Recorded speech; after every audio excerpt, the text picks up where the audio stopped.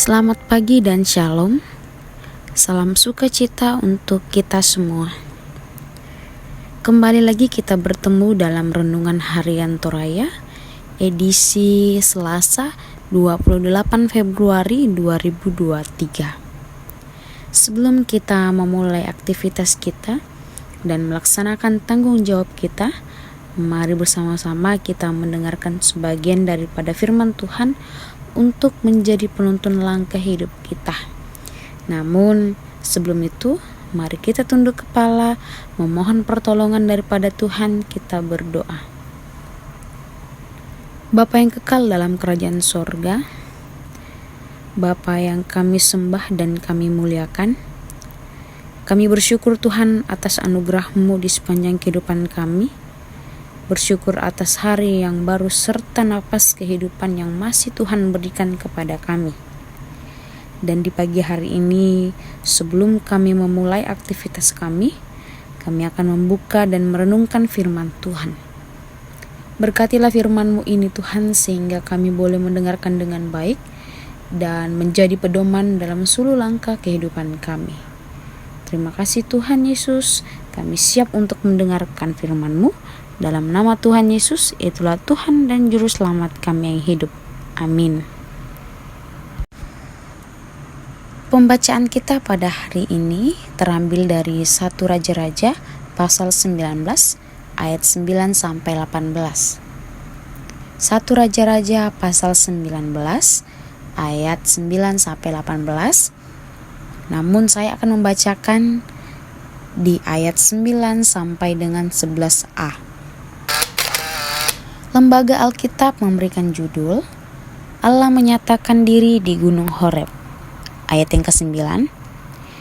Di sana masuklah ia ke dalam sebuah gua dan bermalam di situ. Maka firman Tuhan datang kepadanya demikian. Apakah kerjamu di sini, hai Elia? Jawabnya, aku bekerja segiat-giatnya bagi Tuhan Allah semesta alam. Karena orang Israel meninggalkan perjanjian-Mu, meruntuhkan mesbah-mesbah-Mu, dan membunuh nabi-nabi-Mu dengan pedang. Hanya aku seorang dirilah yang masih hidup, dan mereka ingin mencabut nyawaku.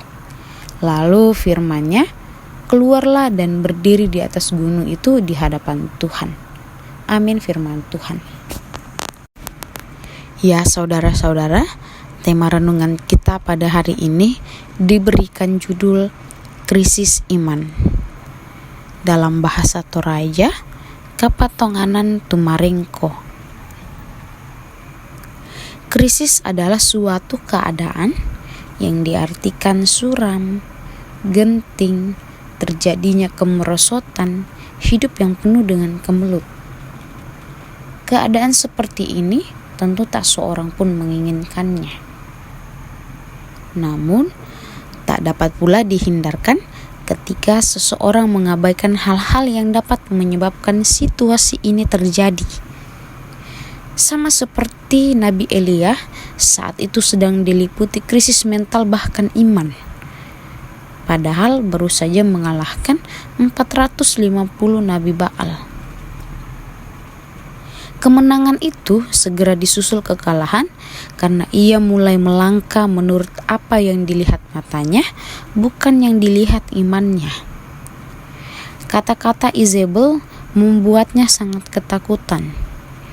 Ia melupakan perkataan Tuhan sehingga ia segera menyelamatkan nyawanya dengan melarikan diri ke tempat yang sunyi, dan di sana ia mau mati rasanya.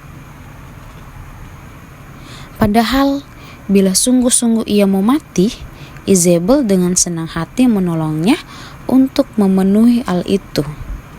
Seperti perkataan Elia, ambillah nyawaku. Ini merupakan pernyataan kebanggaan sekaligus menunjukkan kekalahan.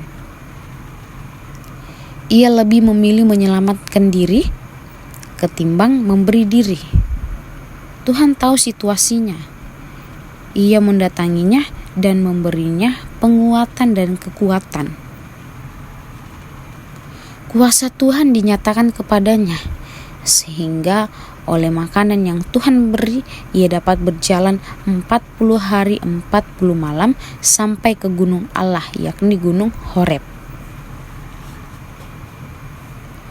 Krisis rohani bisa saja melanda siapapun. Hal itu terjadi jika kita mulai melupakan persekutuan dengan Tuhan, lalu melihat sesuatu menurut pandangan diri kita. Pandangan yang membawa ketakutan yang berlebihan. Ketakutan tersebut semakin lama semakin besar dan takkan terpecahkan.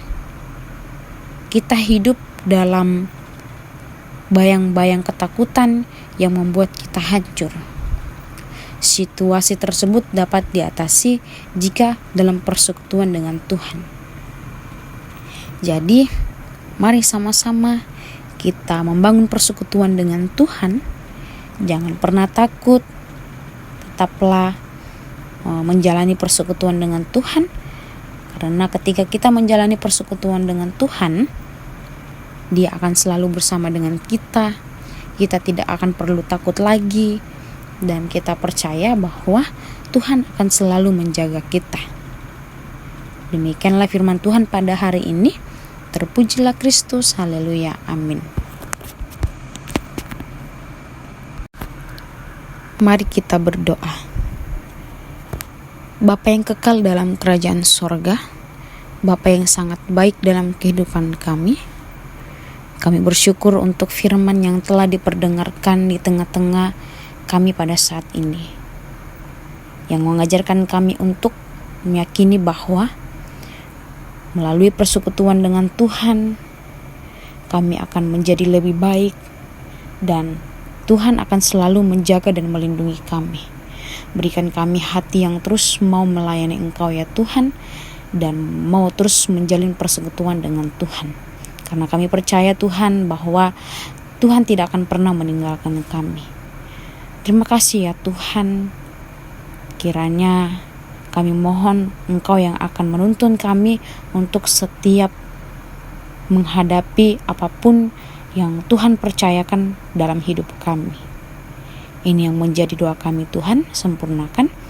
Bukan kehendak kami yang menjadi, namun kehendak Tuhan yang akan terjadi. Dalam nama Tuhan Yesus, itulah Tuhan dan Juru Selamat kami yang hidup. Amin. Demikianlah renungan harian kita pada hari ini.